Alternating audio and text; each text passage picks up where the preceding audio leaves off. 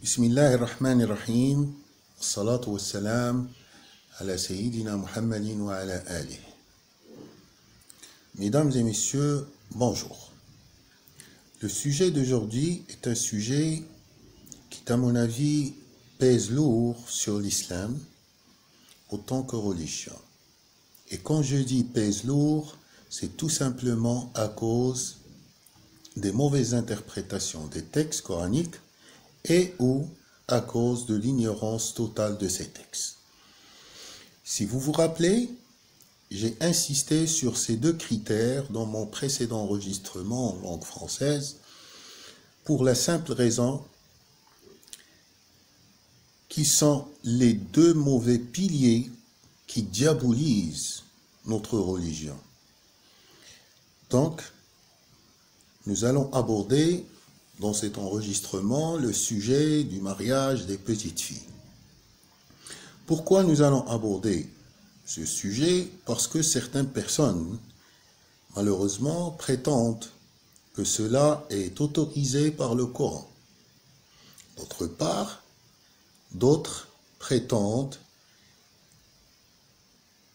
qu'ils se basent sur une fausse accusation du prophète Mohammed, prétendant que notre prophète s'est marié avec Aïcha alors que cette dernière avait 9 ans d'âge.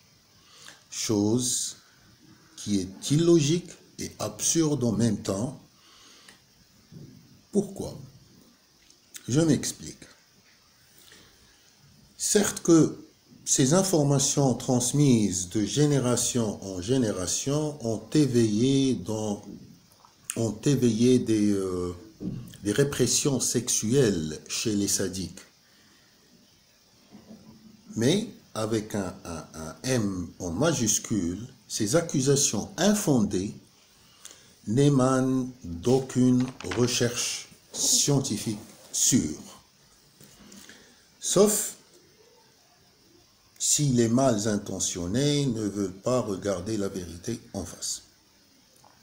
Cette vérité scientifique qui s'intéresse à l'âge humain et qui a confirmé, là je répète et j'insiste, la science qui s'intéresse à l'âge humain et il a confirmé que l'âge de Aïcha lors de son mariage avec le prophète Mohammed était entre 17 et 19 ans.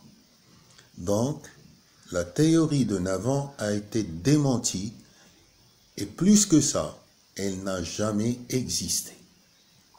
Ceci dit, que le prophète Mohammed s'est marié avec Aïcha et Aïcha, elle avait l'âge entre 17 et 19 ans, donc l'âge adulte. Donc, ceux qui disent que Aïcha s'est mariée à l'âge de 9 ans, ça, ce sont des choses, c'est pas une vérité. Et ce sont des choses qui n'existent pas. Ça, c'est scientifiquement parlant. Maintenant, revenons au Coran. Oui, le Coran, le livre saint, un Coran al-Karim. Le Coran, mesdames et messieurs, est intégralement innocent de ses dires mal intentionnés. Que cela soit de bonne foi ou de mauvaise foi, peu importe pour moi, c'est mal intentionné. Pourquoi? Parce qu'il n'y a aucun verset, là je répète, il n'y a aucun verset, pour la 3e fois, il n'y a aucun verset, le plus court qui soit, je disais alors qu'il n'y a aucun verset dans le Coran qui cite ou qui décrit ou qui laisse imaginer que ce phénomène est autorisé par le grand Dieu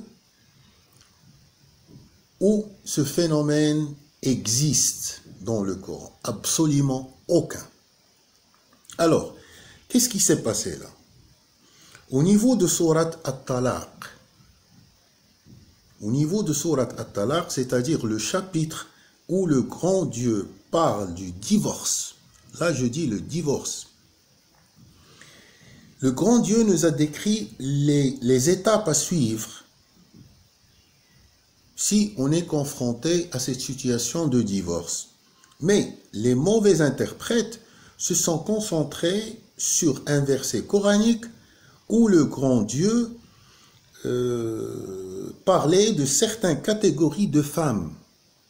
Il nous a expliqué, et à travers ce verset, le grand Dieu nous a expliqué la méthode à adopter lorsque nous sommes confrontés à ces cas.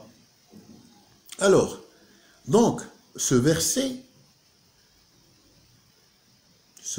a cité les cas suivants. 4 catégories de femmes.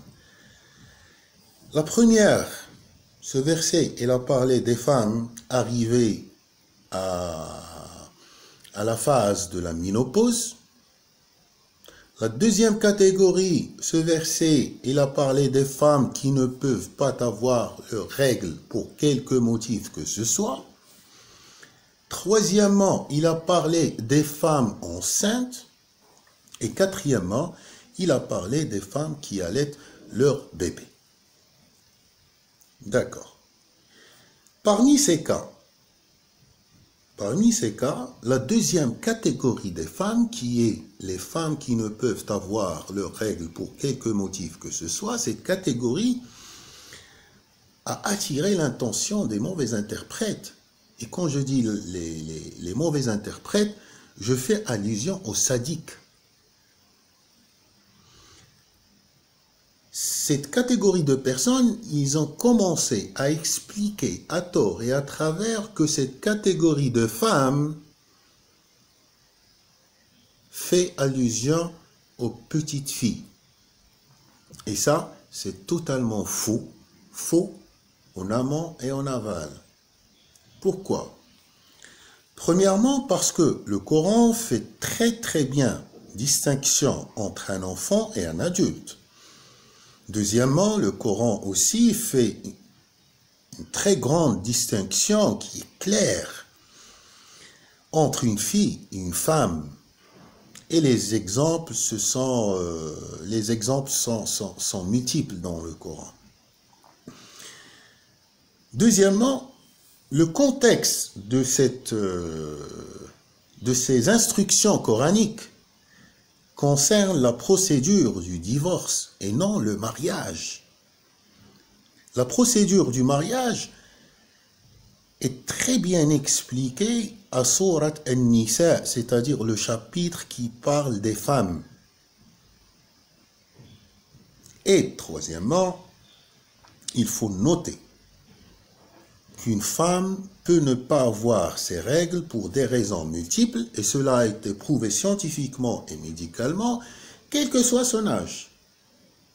Donc, le Coran a abordé ces cas dans le cadre de ce qu'on appelle juridiquement. Retenez avec moi ce terme, s'il vous plaît. Le Coran a abordé ces cas dans le cadre de ce qu'on appelle juridiquement les dispositions communes. Je répète, le Coran a abordé ces cas dans le cadre de ce qu'on appelle juridiquement les dispositions communes. Donc, ces gens-là se sont permis de violer l'innocence d'une petite fille qui n'est pas arrivée au stade de comprendre que veut dire le mot mariage, sans se soucier ni de la violation des droits de l'enfance, ni des instructions de l'islam qui incite l'islam, il incite dans une grande partie du Saint-Coran sur les valeurs humaines. Bon, comme il y a un chapitre relatif au divorce, il y a aussi un autre chapitre qui nous explique le mariage, c'est-à-dire le pour, le pourquoi, le comment. Et cela a été cité à Sourate An-Nisa, chapitre dédié uniquement aux femmes. Dans ce chapitre, ou sourate An-Nisa, si vous voulez, le grand Dieu a mis deux conditions importantes pour se marier avec une femme. Et quand je dis importantes, c'est qu'ils sont importants juridiquement, médicalement et socialement. La première condition portait sur l'évolution physiologique de la femme, c'est-à-dire la puberté. Deuxièmement, la deuxième condition, c'est l'âge adulte. Ceci dit que nul ne peut se marier avec une mineure ou une petite fille si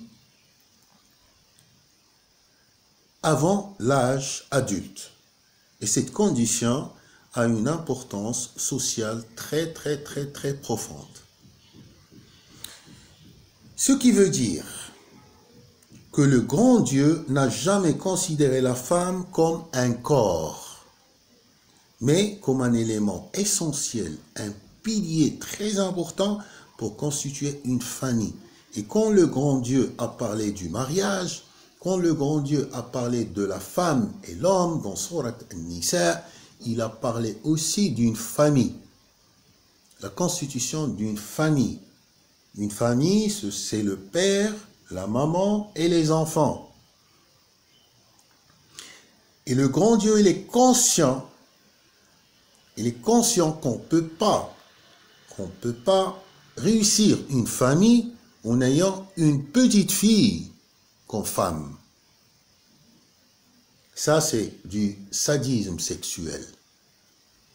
Autrement,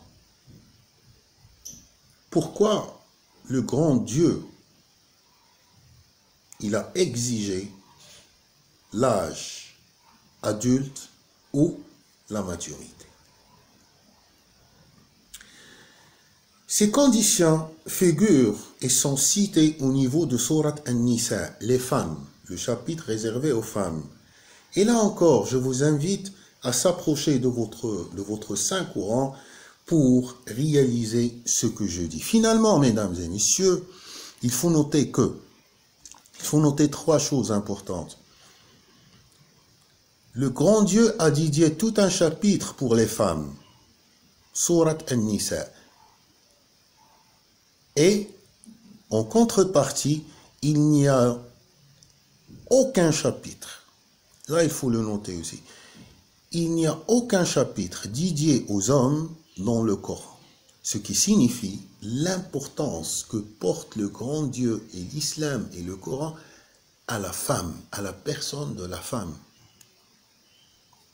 Deuxièmement, le prophète Mohammed s'est marié avec Ummuna Aïcha, et Ummuna Aïcha, il avait à l'époque entre 17 et 19 ans, et non pas 9 ans, et non pas 9 ans, je le répète.